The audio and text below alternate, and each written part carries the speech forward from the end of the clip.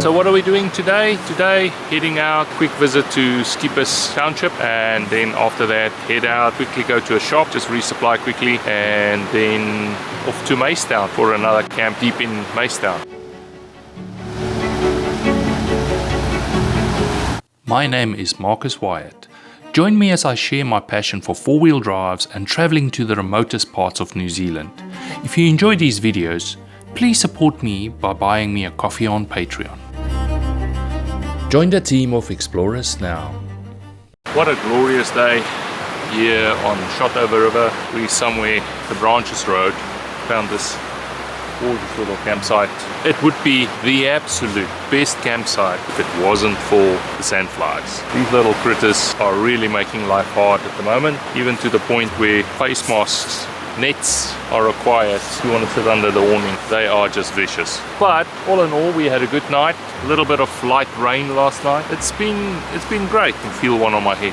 Enjoyable. Trip's slowly getting there. We're almost at the end now. A couple of days left, 2 or 3 days. It's been fantastic. A really enjoyable trip. Autumn is the best time ever. The colors pop everywhere. Especially here, the colors are just astonishing.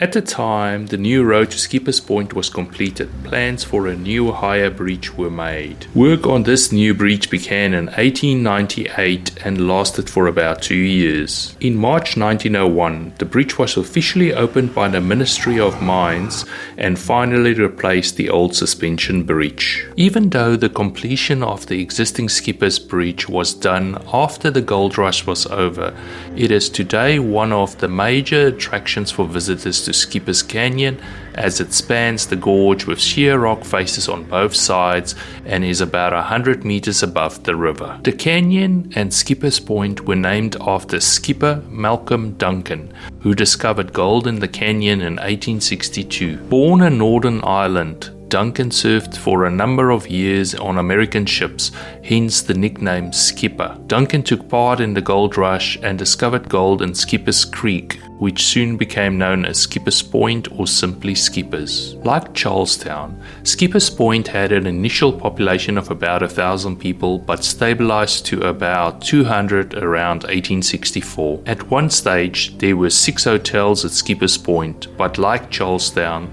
their life was short. Today, only the Mount Aram Station Homestead and Skippers School as well as the cemetery are visible.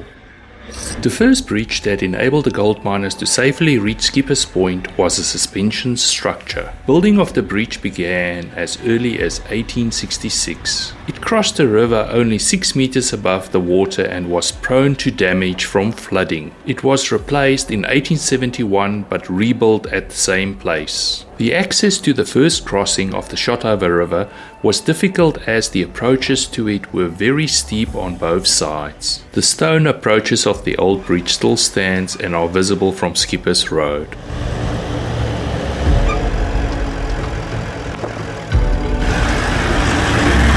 The historic village of Macetown was a hotbed of gold mining in the late 1860s, and there are still plenty of cool old buildings and pieces of equipment along the route, making it a fun location to visit.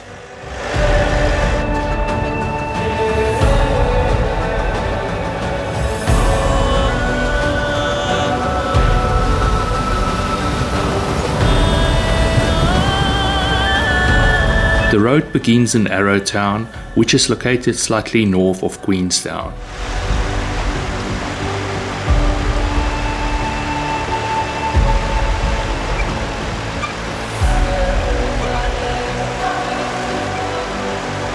Macetown Track is a true 4x4 off-road adventure which explores the historic gold mining town of Macetown.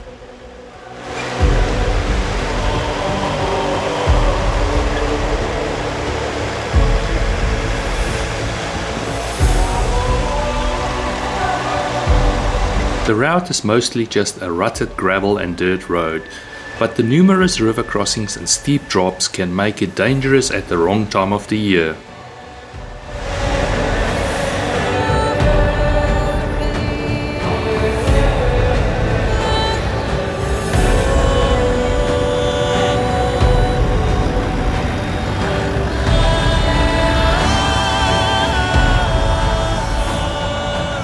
The track offers a narrow, rutted road crossing the Arrow River some 25 times each way.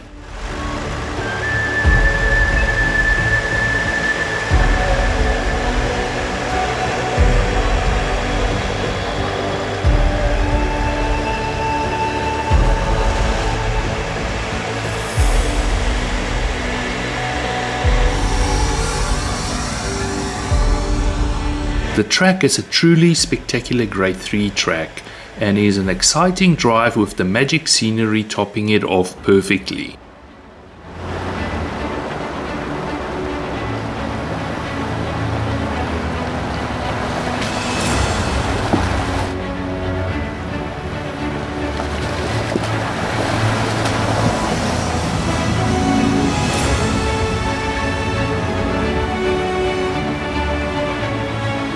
Do not expect assistance if your vehicle becomes submerged, damaged or stuck in the track or in the rivers.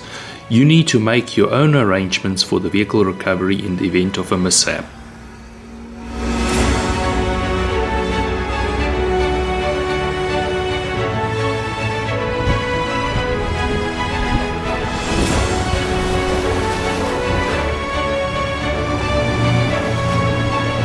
In 1862, the sailor William Fox discovered gold in the Arrow River. By the end of that year, over 1,500 miners were camped along the river and a small canvas town had grown up the junction of 12 Mile Creek and the Arrow River.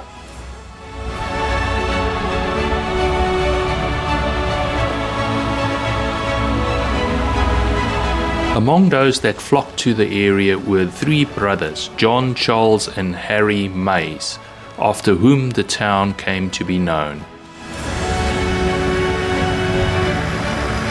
In 1863, the population was around 300. At its height, the town boasted a school, a church and 2 hotels.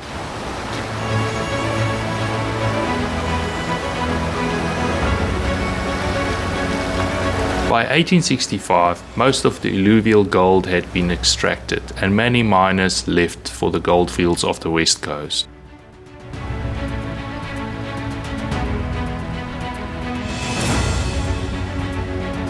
Quartz mining attracted more people in the 1870s and the population climbed to a peak of 206 in 1896.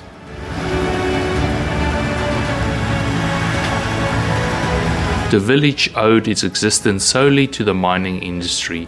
When that failed, the town slowly died and by 1930s, Macetown was a ghost town. Macetown has now been transformed into a Department of Conservation reserve.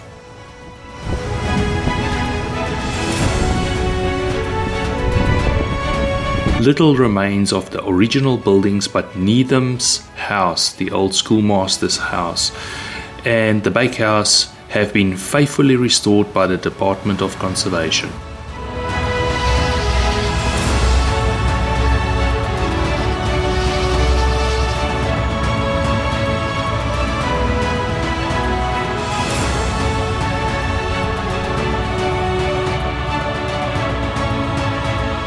This brings us to the end of this episode.